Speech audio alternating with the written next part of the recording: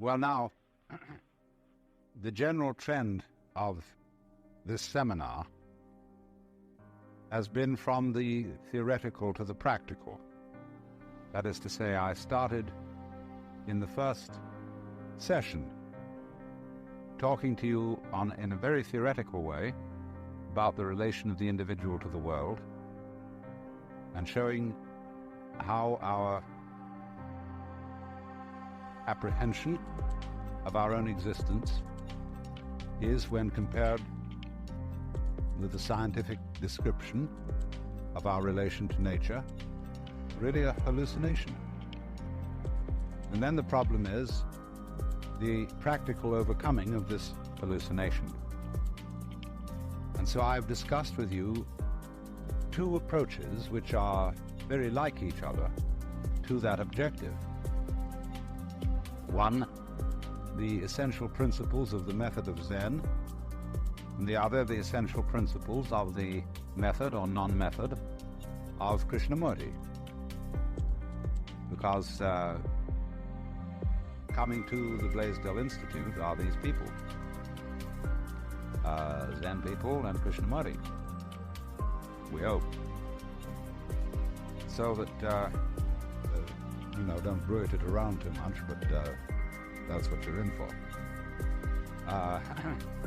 But of course, the work there has a particular relevance for students, for young people.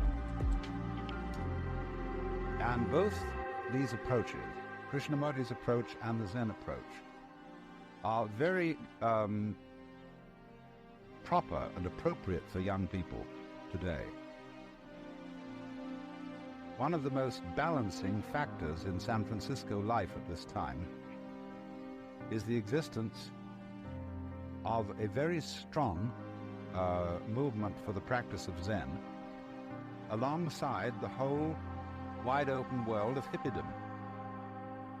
And many young people who are what you might call in the general hippie direction and classification are, as a matter of fact, being beguiled by Suzuki Roshi with the Zen Center in San Francisco to go out to Tassajara Springs at the end of the Carmel Valley and practice Zen meditation.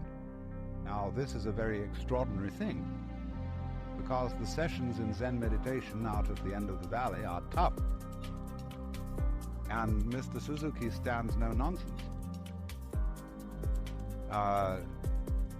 This is a very, I don't quite want to say serious, that's the wrong word, because Zen isn't serious. Let's say a very sincere application, which requires a great deal of work, because you don't only meditate, you have to be responsible for the maintenance of the grounds and the buildings and everything. So it's a wonderful training school for young people. But they will go for this in a way that they wouldn't go for discipline under other and more traditional auspices. This is something new. This has a new flavor. But this man, Suzuki, is doing wonders for young people in San Francisco. The difficulty, you see, is with people who get their introduction to mysticism through LSD or marijuana and other chemicals, is that they get suddenly flipped into very high states of consciousness with no background, no way to comprehend it, no way to deal with it, no way to bring it down to earth. And therefore, since there are operating in the same area where these things are happening, experienced people who have long training in knowing how to connect the mystical with the practical, this is a very good influence. And in the same way, I would think Krishnamurti has a comparable influence, although he doesn't act as the leader of an ongoing community, as Suzuki does. This is a more or less touch and go thing. A few meetings, a few encounters, and that's the end of it. It's up to you after that. But both these directions of presenting the problem of self-realization are certainly not frivolous, and certainly require a great deal of self-examination. And this is a great problem which faces us now among young people who are in revolt against all sorts of things that in the lives of their fathers and mothers they feel to be false. They are in revolt against what Buddhists call samsara. Samsara means the wheel of birth and death. But samsara really is the same thing as a squirrel cage, a rat race, where you are working and working and working, or you really know not what. A process of gaining money or status or whatever it is, not really to be enjoyed because one feels a little bit too guilty to enjoy it,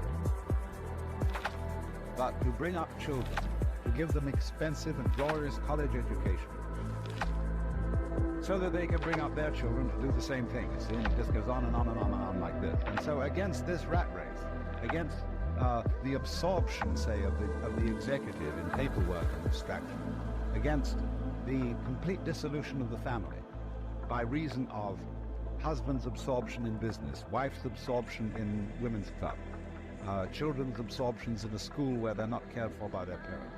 The revolt against all that sort of thing is going on.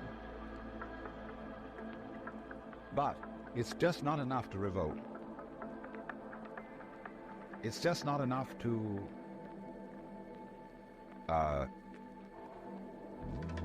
take various drugs which open your mind to new dimensions.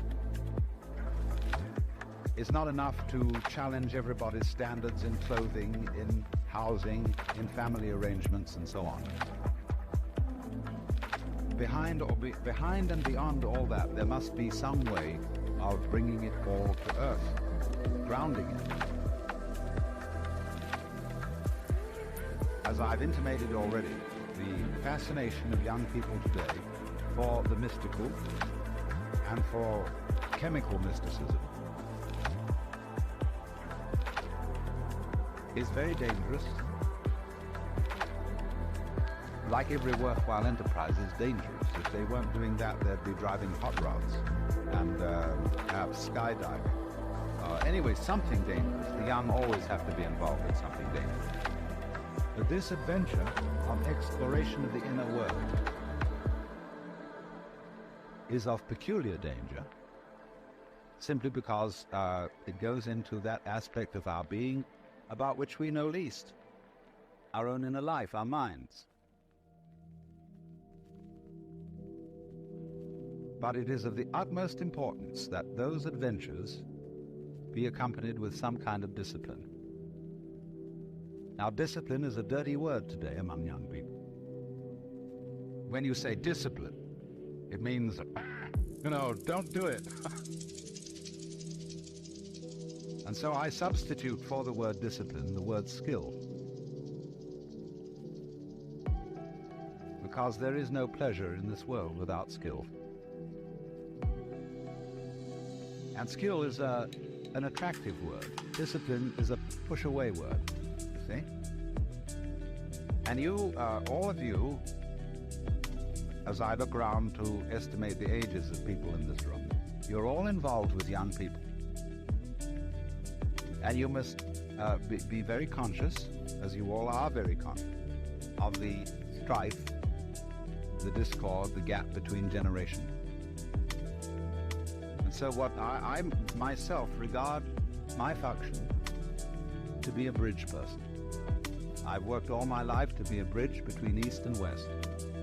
And now it's thrown in my lap the job of being a bridge between the young and the old. And so now I'm talking to a relatively older group, and I want to say some very serious things to you about how to handle what is happening among young people, especially since this is under the auspices of the Blaisdell Institute, which is concerned with the university and therefore with the education of young people in relation to everything I've been talking about. Because the young are interested, deeply and seriously interested, in the transformation of consciousness, in breaking out from the narrow situation of the alienated individual against the world. But in doing this, they are showing the usual excesses and imbalances of things that young people always do. They're not experienced, they're not mature. Therefore, just for the very reason that they're not mature, they have the guts, or the foolhardiness, if you want to call it that, to go out on these expeditions. But it was always so. In the year 6000 BC, an Egyptian priest was complaining of the decadence and irresponsibility and indiscipline of the young. So what to do under these circumstances? You must not give up your own ground in the sense that there is, as I said, a very definite need for a discipline, for something that will act in the same way as in radio, the ground wire acts to the antenna. It's not enough to have a way out experience and come back and say to your friends, man, it was a gas. Because it is immemorial wisdom that everybody who takes a heroic journey must bring something back. Because if he doesn't, nobody knows he's taken it. He may have lied, he may just have said that he went to the land of the demons and fought with the dragon, and then crossed the perilous bridge and came into the fairy palace. Bring back a fairy's feather. Prove it. This is not merely to prove it. It is also to do another thing, which is the whole work of art. What is art? Art is what Christians call the process of incarnation, the making of the divine word into the flesh, the expression in a material form of vision. And to do that is very difficult. On 100 micrograms of LSD, you may very well have seen the vision of God in a dirty old ashtray. Can you imagine that that's possible? But it is, because what is an ashtray? Ashes, the decay, the falling apart, the burning away, the turning of alive, more or less alive, or at least moist leaves of tobacco to dust. And as you begin to think about that from a sort of certain point of view, it becomes a parable of the process of existence. What is this turning of everything into dust? At first sight, it looks as if it were a kind of a doom. Everything is just going into dust, dust, dust, dust, and blowing away. And you realize that's what you're doing. And by smoking these cigarettes, you're slowly committing suicide, giving yourself lung cancer. One of great concern and worry as to what this kind of easy mysticism, too easy mysticism, shall we say, is going to bring about. All this has become terribly popular for the simple reason that human beings need religion, are starved for it, and that the churches have not delivered. They have not delivered the experience. Therefore, alternatives are being explored.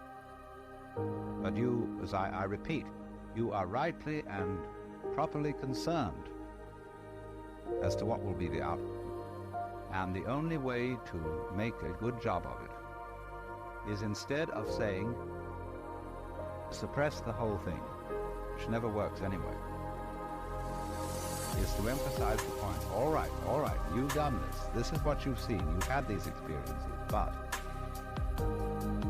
there is a great deal more to it than that. In my own study of these kind of experiences, I could not have really enjoyed them unless I had, before that time, been trained in all sorts of ways, not only to understand the doctrines and the symbolism of religions, mythologies, but also simply to speak and write. Because unless you know the art of language, or you know the art of numbers, or whatever it is, whatever is the vehicle through which you express yourself, you can't bring it forth. It's one of the great puzzles of life. Consider people who've had a great love affair. Dante and Beatrice. Everybody knows about that love affair because Dante could express it so gorgeously. But supposing there's some people who've had a love affair, and all the guy could ever say to the girl was,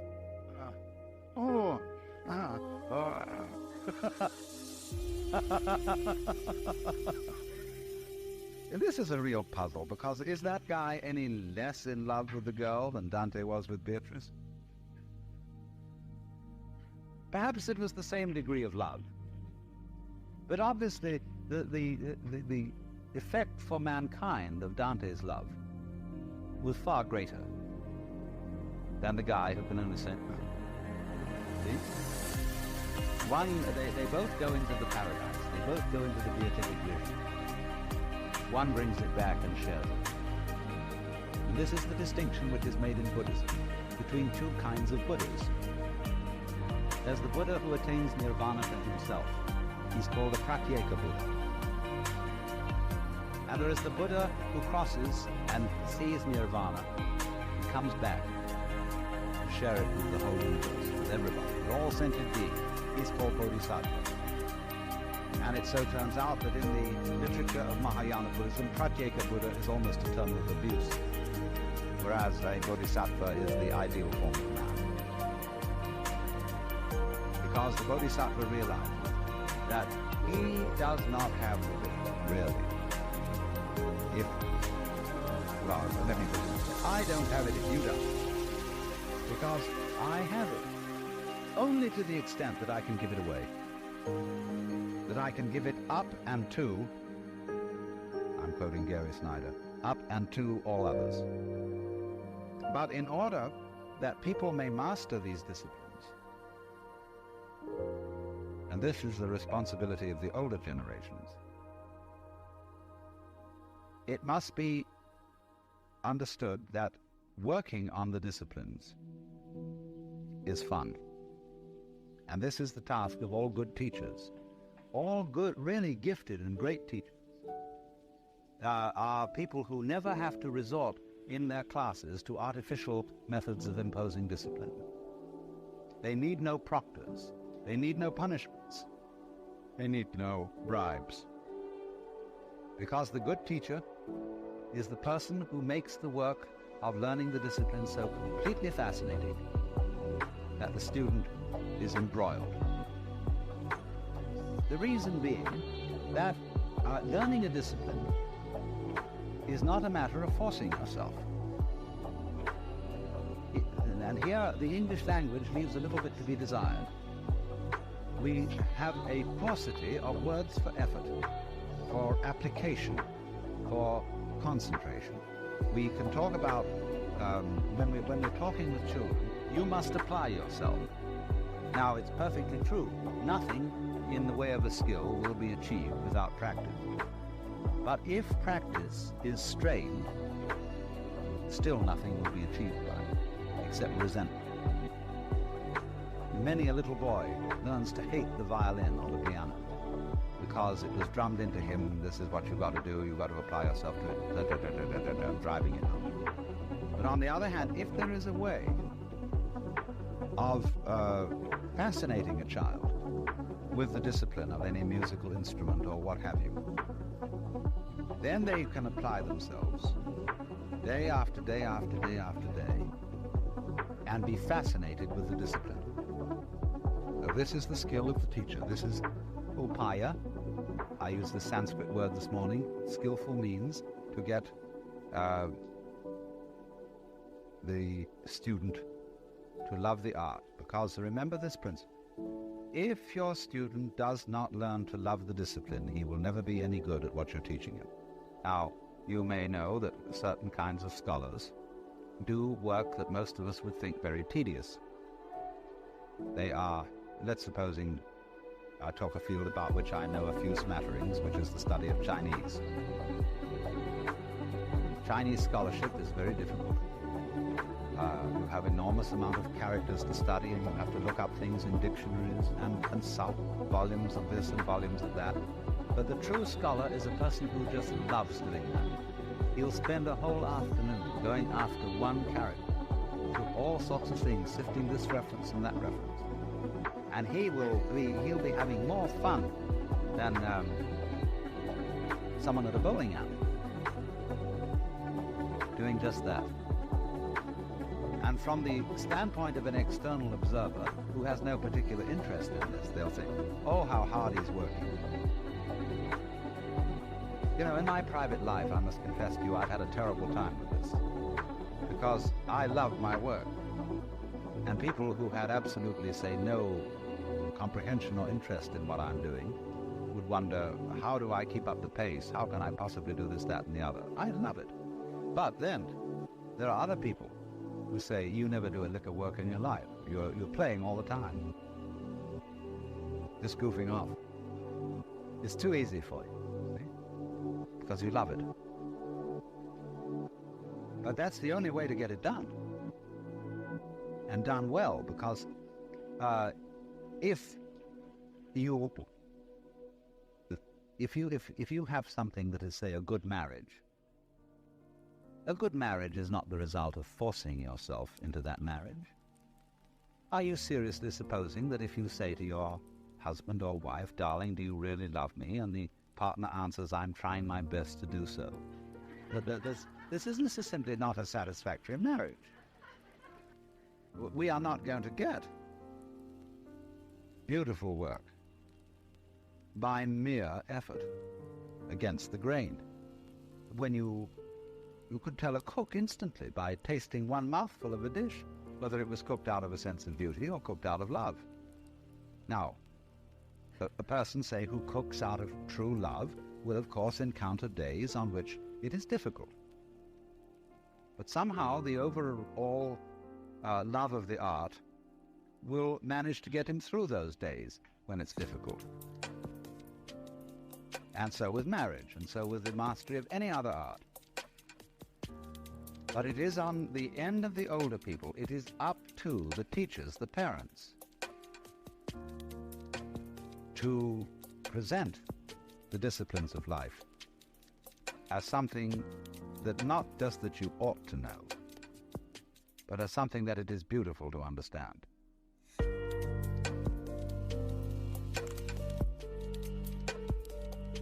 Now let's look at the whole question from quite another point of view. One certain way of approach is appropriate for the young, but what way of approach is appropriate for the older, so that they shall be able to take this approach to the young? Many of us who are older inherit teachings of discipline which were all forced on us. And we've learned to grow up dull and rigid. So I could say things to this audience that I would not possibly say in an audience of students.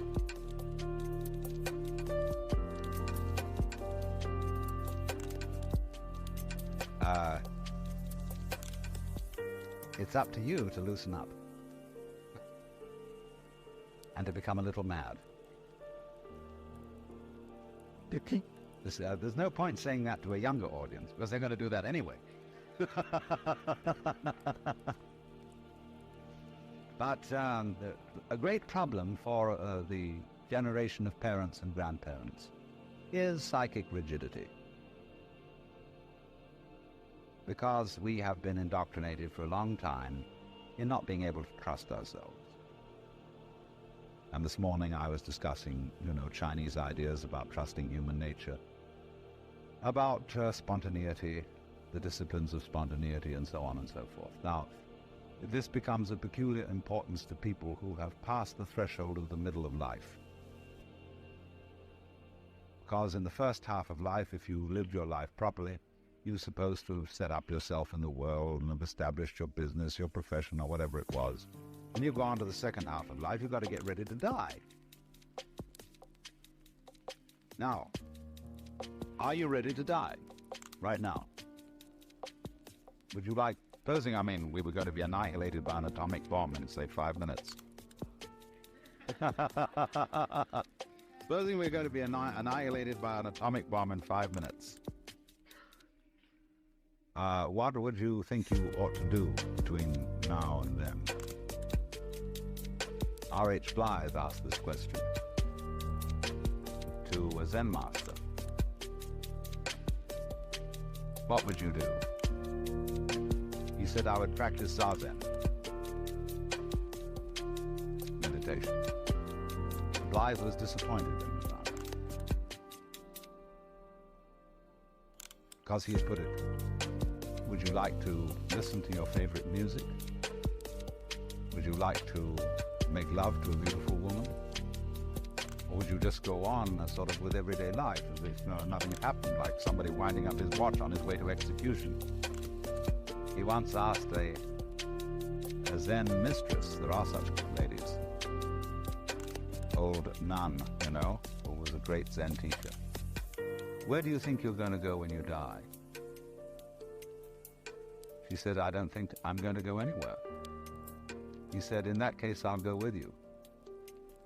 She said, oh, that's so nice. That's the first time a man has ever wanted to go anywhere with me.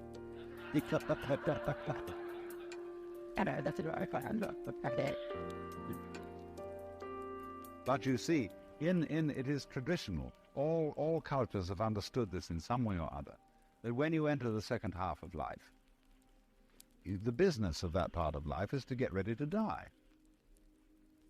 That sounds to us terrible. Prepare for death. It suggests preachers coming around and saying, are you ready to meet your maker? Ooh. And so as a result of that, in our culture, death is a thing that is completely swept under the carpet. You go to hospital, and they don't tell you you're going to die. They pretend it's going to be all right. Don't worry. And all your friends and relatives come around when you're lying in bed with cancer on the end of a lot of tubes, and with a kind of weak smiles on their faces say, well, won't it be nice that 2 weeks from now when you're feeling better, we'll go down to the beach and that reality. And you know very well, deep down, even if you won't admit it, that things are pretty rough. Especially when they start talking like that.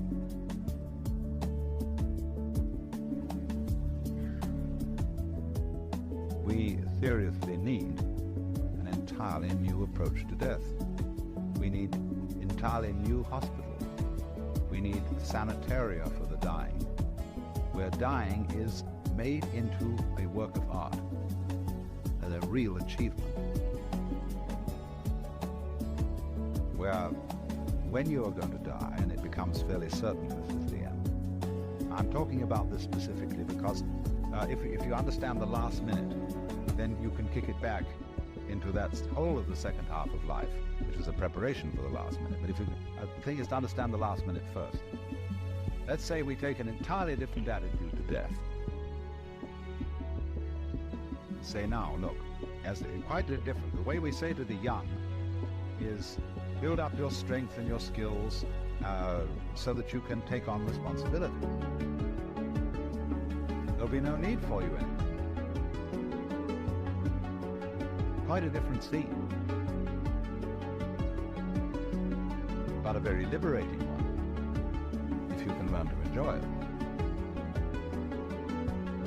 Now, a man, a British obstetrician like Grantley Dick Reed, has taught women without resisting it, so that they don't talk about the pangs of childbirth, but they talk about the tensions, about really learning kind of masochistic ecstasy from having a baby. Now, some new physician has got to come onto the scene now and tell us exactly the same thing about the pains of death. Death is not a disease. Death is very healthy, just as childbirth. Everybody has to die. You can't possibly call it a disease. You may die as a result of a disease or of an accident or anything, but death itself is not a disease. It is simply the other end of life opposite birth. And instead of regarding it as something to be put off and simply really disregarded, death is something for which one should train oneself as a very valuable experience. Because death is the automatic taking away of all your attempts to cling on to life. All that frightened clutch is simply going to be broken. Well, it's pretty rough to have it broken. Why don't you let go first? So in that case, then, when somebody is about to die, instead of the friends and relations coming around and consoling him and saying, you're going to be all right, they come around instead and say, wowee, this is the great moment for you, you know. Here is the colossal opportunity for you to realize who you really are. Because all that you thought you were is going to disappear. What do you suppose is going to be left? So you can have your choice in my ideal sanitarium for the dying, the way you want to die. Whether you want to die in a religious way with candles and priests and chants and meditations, or whether you want to die with an enormous and glorious champagne party. The principle is pretty much the same. Do you really let yourself go? Do you cooperate with what nature is doing in you? Nature is giving you, by death, the opportunity to let go of all this nonsense.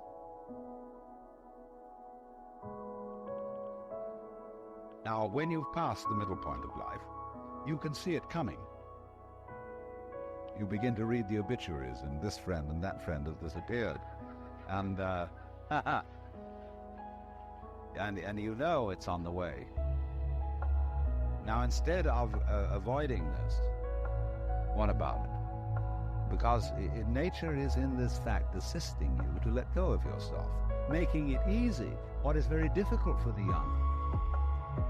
It's hard for the young to face death, because they feel there's a timeliness about death. I'm too young to die. Cut off so soon, and there's so much promise, so much potentiality. It's very tough. But as we get older, nature helps us.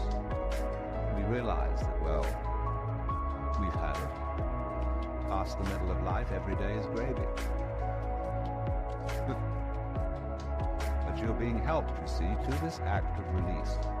There was one of the Zen poets said, while living be a dead man thoroughly dead, and then whatever you do, just as you will be right. So there's a kind of higher zombieism. Those who are dead while alive, those who have given themselves up to death, and will therefore look forward to death as the great enlightenment, the great awakening. And this requires no hocus pocus, no beliefs in immortality that you can't really be convinced about. It's simply that it's even better for you if you have no beliefs in an afterlife. If you're willing to let the future go completely and abandon any future. Anything that you want to grasp for yourself or to preserve for yourself, you recognize that you're being forced to let it go. There is no promise of any future beyond the grave. See? I'm not saying that there isn't. I'm saying that the psychological state of not expecting anything, of facing death as if it were really the end, and you don't resist this. You end. You have the ability to end. This is central in Krishnamurti's thought. You'll find that if you do that, something flips inside you, as a result of which you have no further questions. you will say to yourself, well, now for the first time I realize what life is, what it's all about. Because I'm not looking to the future to answer my question. I know there is no future. I end up like that, and all future is cut off. So if you do that, you see, you then can let go of yourself. Now then, if you can let go of yourself, especially in the second half of life, in that way, you cease to be rigid. What young people don't like about old people is that they're rigid. They're stuffy. It's like Ogden Nash wrote, the trouble with a kitten is that eventually it becomes a cat.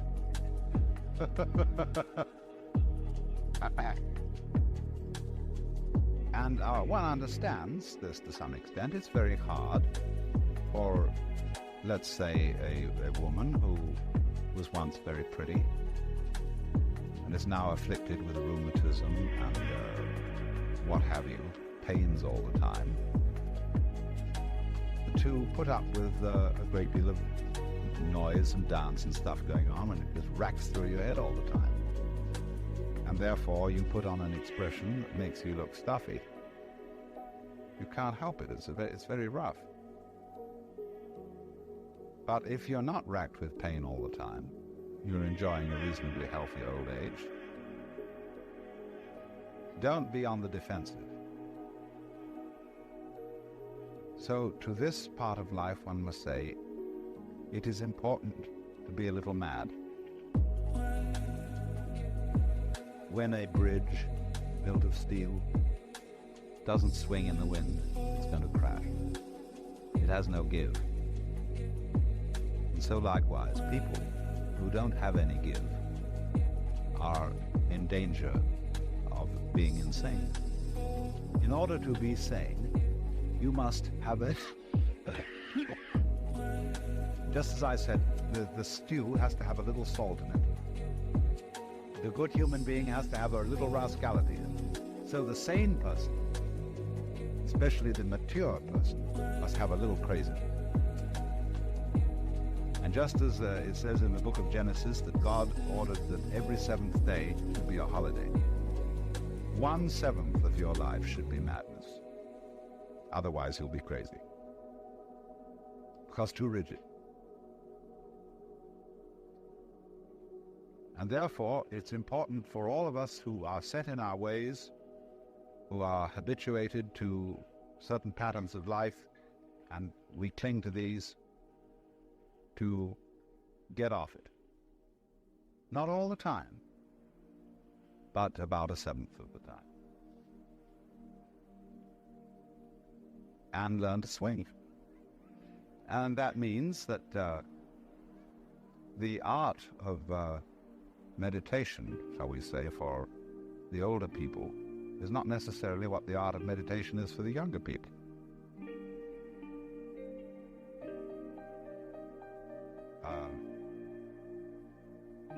It's the older people who need to be present at a happening where you don't know what's going to happen, where anything might happen, where you simply allow what it is in you to do whatever it likes. Chinese sage Lietze, old gentleman, said, I let my mouth say whatever it wanted to say. I let my ears hear whatever they wanted to hear. I let my eyes see whatever they wanted to see. I let my feet go wherever they wanted to go. Then I didn't know whether the wind was riding on me or whether I was riding on the wind. After all, you are all practiced people, mature people who can be trusted upon to behave themselves and not like the monk of Siberia, burst from the cell and devour the father superior. You're all mature, and therefore you can trust yourselves to let go a bit and to be a little mad. And so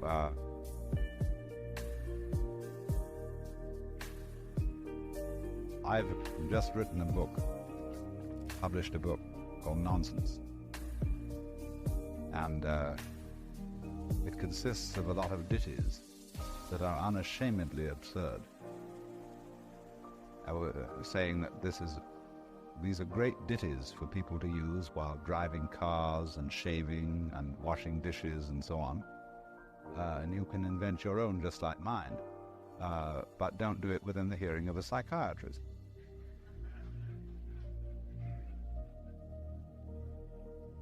Now, I'm just giving a sort of trivial illustration, the principle, that in order to release your creative energy, you have first of all to get something going. And it doesn't matter what you do, provided you get it going in the first place. In other words, break up the crystallization, get the water flowing again. Then you can canalize it after that and do specific and intentional things with it. But the first thing that is necessary is to have some psychic freedom. Because culture and age and habitude to certain ways of life give you one terrific hang-up, one terrific blot. And you work on in a certain pattern of behavior, and the stream simply isn't going through you. And this will, as a matter of fact, if you do let it up, you'll live much longer. Well, I won't argue that rather technical point, the number, but all I'm saying is that whatever the relation of chemicals is to the seed, quite aside from that, it is more important for the older than for the younger to have disciplined craziness. Disciplined craziness. There is a group of people, for example, who are called Subud. I don't belong to Subud. I hold no advocacy for them, but they have a wonderful idea. They have gatherings for what they call the Latihan, and they last for half an hour. And during that time, somebody who is what is called a helper says begin. And from that moment on, for half an hour, you do anything you feel like doing. Except with one reservation, you don't touch anyone else. But otherwise, you make any noise you feel like making, you do any gestures, do any movements, and everybody rolls around on the floor and chants and bellows and squeals and dances, and some people just curl up in the corner and groan. And then at the end of half an hour, the helper says, finished. And everybody immediately assumes their ordinary social role. Well, things like that are excellent. Because what they do is this: they release in us again the stream of spontaneous life. You come again as a child. When children do things like that. And once you've got it going, once you've got it released and moving, you can canalize it. But if it isn't going, there's nothing to canalize. So I'm simply saying that this is all extracurricular, what I'm saying, in this fourth meeting, you see. This is the last session. So it's strictly extracurricular. Everything that I said before this, and the first three things, has to do with the university and with Blaisdell and all that kind of thing. But this has to do with you who come here, and we're all quietly here together. That if you don't have that safety valve, that outlet, which is not just a safety valve in the sense that it's blowing off something that's accumulated that's too much. It's a safety valve in an entirely different sense. It's a way of revivifying again and having something going to canalize and to express in a creative way.